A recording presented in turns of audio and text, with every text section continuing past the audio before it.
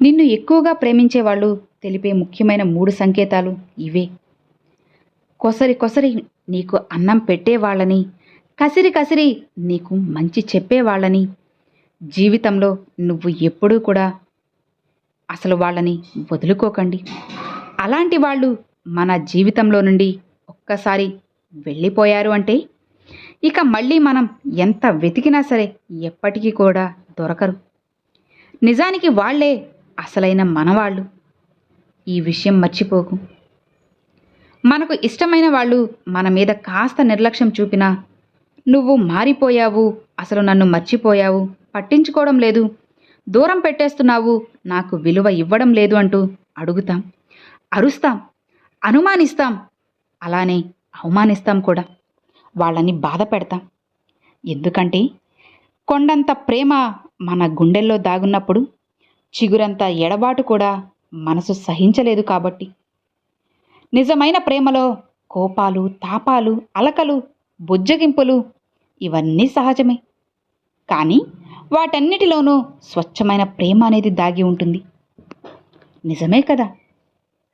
భార్య భర్తకు అద్దం లాంటిది. భర్త నవ్వితే భార్య కూడా నవ్వుతుంది. భర్త ఏడిస్తే భార్య కూడా ఏడుస్తుంది. అలానే భార్యని తిట్టినా తిరిగి తిట్టలేదు, అలాని కొట్టినా తిరిగి కొట్టలేదు. భర్త కోపతాపాలకు భార్య హృదయమనే అద్దం పూర్తిగా పగిలిపోతుంది. భార్యను బానిసలా ఎప్పుడూ చూడకండి, ఒక అమ్మలా ఆదరించండి. మీకు కొండంత ప్రేమనిస్తుంది. మిమ్మల్ని ఎక్కువగా ప్రేమించే వాళ్ళు తెలిపే 3 ముఖ్యమైన సంకేతాలు ఏంటో తెలుసా?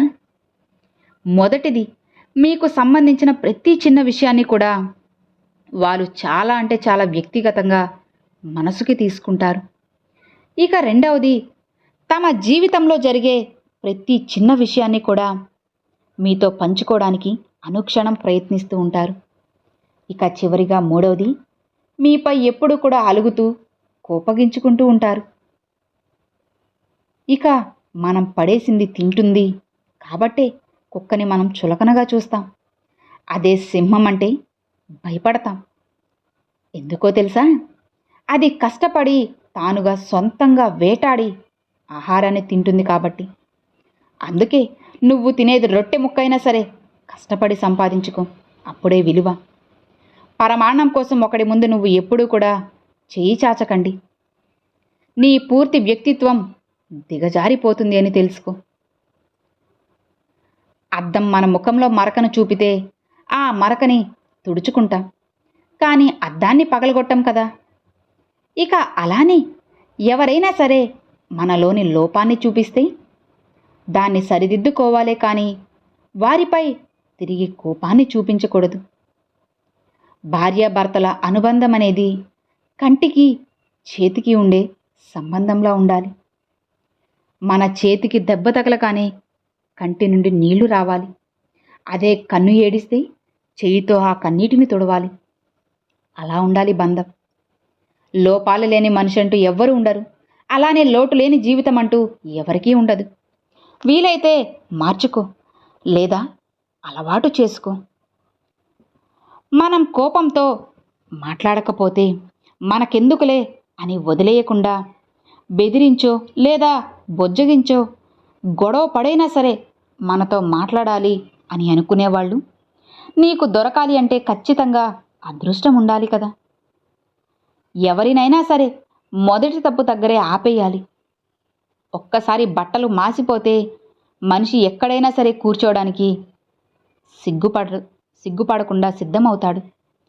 ఇక పరాయి వాళ్ళ వ్యామోహంలో నువ్వు పూర్తిగా ఇక వాళ్లే నీకు సర్వస్వం అనుకొని వాళ్ళ వ్యామోహంలో పడిపోయి నువ్వు ఎవరిని కూడా పట్టించుకోకుండా, అసలు నీ చుట్టూ ఏం జరుగుతుందో కూడా ఏమాత్రం నువ్వు అసలు తెలుసుకోకుండా, నిజ నిజాలు ఏంటో కూడా నువ్వు అసలు గ్రహించకుండా వాళ్ళు చెప్పిందే నిజమని నమ్మడం, ఆ వ్యామోహంలో వాళ్ళు చెప్పిన మత్తులోనే నువ్వు ఉండిపోయి మీ సంసారాన్ని ఎప్పుడూ కూడా నాశనం చేసుకోకండి.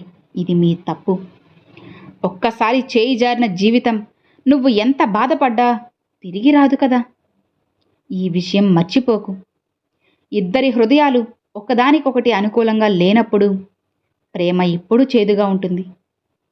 మన నిత్య జీవితంలో చాలామంది వ్యక్తులు మనం చేసే పనిని చాలా తక్కువ చేసి మాట్లాడతారు కదా. కానీ తన కుటుంబ పరిస్థితుల కోసం ఎన్ని నిద్రలేని రాత్రులు గడిపాడో కేవలం తనకి మాత్రమే తెలుసు. మనం చేసే పని చిన్నదైనా పెద్దదైనా మన జీవన శైలిని మార్చేది ఏదైనా సరే అది గొప్పదే కదా. ఆలోచించు, తెలుస్తుంది. ఒక్కసారి అబద్ధం చెప్పి చూడు, అప్పటికి సమస్య తీరుతుంది. అదే నిజం చెప్పితే పూర్తిగా సమస్య లేకుండా పోతుంది కదా. శరీరం అనేది అలసిపోతే ఇక నా వల్ల కాదు అని అనిపిస్తుంది. అదే మనసు అనేది అలసిపోతే నా వాళ్ళు కాదు అని బలంగా అనిపిస్తుంది. నిజమే కదా. నువ్వు కష్టపడి పని చేయడానికి ఎప్పుడూ కూడా సిగ్గుపడకు. ఎందుకంటే మనం సమాధానం చెప్పుకోవాల్సింది మనపై ఆధారపడిన వాళ్ళ ఆకలికి, అంతేకాని మనల్ని చూసి హేళన చేసేవారికి కాదు కదా. మనుషుల మధ్య రోజు రోజుకి కూడా పరిచయాలు పెరుగుతున్నాయి, కానీ బంధాలే తగ్గిపోతున్నాయి, తెగిపోతున్నాయి. కాలం అనేది ప్రతి ప్రశ్నకు సమాధానం ఇస్తుంది. కాకపోతే ఏ ప్రశ్నకు ఏ సమాధానం అనేది మనమే స్వయంగా గుర్తించగలగాలి. ఒక మధ్య తరగతి తండ్రి యొక్క జాగ్రత్తని నువ్వు పిరికితనంగాను, పొదుపుని పిసినారితనంగాను, అతడి భయాన్ని కోపంగాను అస్సలు భావించకు. అలా ఉన్నందుకు అతను ఎంత బాధపడుతున్నాడో అతడికే కదా తెలుస్తుంది. నీ చుట్టూ ఎంత నీరు ఉన్నా సముద్రంలో చుక్క నీరు కూడా తాగలేం. అలానే మన చుట్టూ ఎన్ని బంధాలు ఉన్నా సరే మనల్ని అర్థం చేసుకున్న వాళ్ళ దగ్గర మాత్రమే మన బాధల్ని మనం పంచుకోగలం కదా. నీ అవసరం అనేది ఉన్నవాడు నిన్ను మంచివాడు అంటాడు, గొప్పవాడు అంటాడు. అదే అవసరం తీరిన నాడు చెడ్డవాడంటాడు. ఎవరికి నచ్చినట్లు వాళ్ళుంటారు. కానీ నువ్వు మాత్రం ఎప్పుడూ కూడా నీలానే ఉండు. మనిషిలో అత్యంత అందమైనది ఏంటో తెలుసా? మనసు. అది మలినంగా ఉన్నప్పుడు రూపం అనేది ఎంత అందంగా ఉంటే ఉపయోగం ఏంటి చెప్పు? ఆలోచించు. మనుషుల్ని ప్రశాంతంగా ఉంచగలిగేవి రెండే రెండు. ఒకటి మౌనం, మరొకటి క్షమాపణ. అసలు మనిషి అన్నవాడు కష్టాలకు దూరంగా ఉండాలి అనుకుంటాడు. కానీ అదే మంచి మనసు ఉన్నవాడు కష్టాల్లో ఉన్నవారికి ఎప్పుడూ కూడా తోడుగా ఉండాలి అనుకుంటారు. మనందరికీ ఎప్పుడూ నిజాలే కావాలి. కాకపోతే వాటిని స్వీకరించే మనుషులు మాత్రం ఈ ప్రపంచంలోనే లేరు. మనిషి మారిపోయిన విషయాన్ని వేరెవరో చెప్పాల్సిన అవసరం లేదు. వాళ్ళ మాట తీరులోనే స్పష్టంగా తెలిసిపోతుంది. పేదరికంలో పుట్టినవారు ఎత్తుకు తగ్గ బరువు ఉండకపోవచ్చు, కానీ వయసుకు మించిన బాధ్యతలు ఖచ్చితంగా వాళ్ళు మోస్తూ ఉంటారు. అసలు జీవితం అంటే మనం నడిచే దారి లాంటిది. మనతో నడిచే వారుంటారే తప్ప మన బదులుగా నడిచేవాళ్ళు ఎవ్వరూ ఉండరు అని తెలుసుకో నువ్వు. బంధం అనేది మనిషికి భరోసాగా ఉండాలే తప్ప అవసరానికి వాడుకునేదిగా ఎప్పుడూ ఉండకూడదు అని గుర్తుపెట్టుకో. ఉన్నప్పుడు విలువ తెలుసుకోలేకపోతే వెళ్ళిపోయాక నువ్వు వెతుక్కోవాల్సి ఉంటుంది. అది మనిషినైనా వస్తువునైనా అని గుర్తుపెట్టుకో. కూర్చొని మాట్లాడుకుంటే తీరిపోయే సమస్యలను నువ్వు మౌనంగా ఉంటూ వాటిని పెద్దవి చేసుకోకు. వాటిని పెంచి పోషించుకొని బాధపడకండి.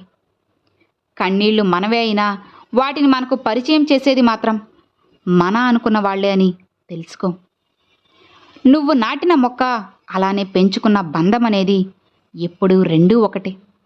ఒకటి పెరిగి పెద్దదై నీడనిస్తుంది, మరొకటి ఏ సందర్భంలోనైనా సరే వెంట ఉండి నీకు ధైర్యాన్ని అందిస్తుంది. నీ వయసు అనేది పెరిగే కొద్దీ చూపు మందగిస్తుందేమో, కానీ మనుషుల యొక్క మనస్తత్వాలు మాత్రం నీకు స్పష్టంగా కనిపిస్తాయి. ఎదుటి వారితో పోటీపడే తత్వం అనేది నీలో ఉండాలే కానీ వారిని నాశనం చెయ్యాలి అని అనుకునే మనస్తత్వం మాత్రం నీకు ఎప్పుడూ ఉండకూడదు. అది ఎదుటి వారికంటే మనకే ఎక్కువ ప్రమాదమని నువ్వు మర్చిపోకు. మన కోసం ఈ లోకంలో ఎదురు చూసేవాళ్ళు ఉండడం మన బలం. మనల్నే ఎదురు చూసేలా చేసేవాళ్ళు ఉండటం మన బలహీనత. అద్దం అనేది బలహీనమైనదే కావచ్చు, కానీ నిజాన్ని చూపెట్టడానికి మాత్రం అది ఎప్పుడూ కూడా ఇసుమంతా కూడా భయపడదు అని నువ్వు తెలుసుకో. ఈ లోకంలో వినే ఓపిక లేనివాడు ఎప్పటికీ కూడా అజ్ఞానిగానే ఉండిపోతాడు. చెప్పే ధైర్యం లేనివాడు ఎప్పటికీ కూడా పిరికివాడిలానే ఉండిపోతాడు. ఈ విషయం మర్చిపోకు. ఎప్పుడూ కూడా ధైర్యంగా ఉండు. నమ్మకాన్ని మాత్రం కోల్పోవద్దు. అర్థమైంది కదా? Thanks for watching friends.